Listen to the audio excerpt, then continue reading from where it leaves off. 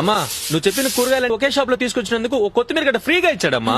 ఏంటి కొత్తిమీర కట్ట ఫ్రీగా తెచ్చావా? తీసుకెళ్లి ఫ్రిడ్జ్ లో పెట్టిందా. ఇప్పుడు ఇప్పుడు నువ్వు నా కొడుకు అని చెప్పుకోవడానికి గర్వంగా ఉందిరా, గర్వంగా ఉంది. ఏమండి వింటున్నారా? మీ కొడుకు చెప్పింది ఒక్క కొత్తిమీర కట్ట ఫ్రీగా తెచ్చాడంట. నీ ఎదవ మొహానికి ఎప్పుడైనా జీలకరైనా తెచ్చావా? ఉండొక్క నిమిషం. అయ్యో దేవుడా, నువ్వున్నావయ్యా, నువ్వున్నావు. ఏ భవ్య, ఏమన్నావే నువ్వు? నీ కొడుకు పాడైపోతాడు, చదివి చదివి పిచ్చోడైపోతాడు అన్నావు కదా. ఈ రోజు నా కొడుకు ఒక కొత్తిమీర కట్ట ఫ్రీగా తెచ్చాడే. ఇప్పుడు చెప్పవే, నీ కూతుర్ని నా కొడుకిస్తావా? వదినా, బంధువులు అన్నాక కొన్నిసార్లు తిడతాం, తిట్టించుకుంటాం. దానికే సంబంధాలు తెంచుకుంటావా ఏంటి?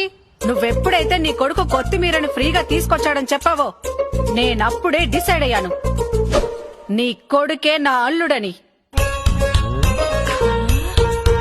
అల్లుడు గారు, కట్టండి ఈ తాళిని. అమ్మా, నాకు కొత్తిమీర ఫ్రీగా తెచ్చేవాడు వద్దు, బంగారం ఫ్రీగా తెచ్చేవాడే కావాలి.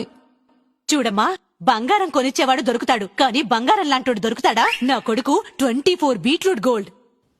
అత్తయ్య నాకోకే. అయితే ఒక డైలాగ్ చెప్తాను విను.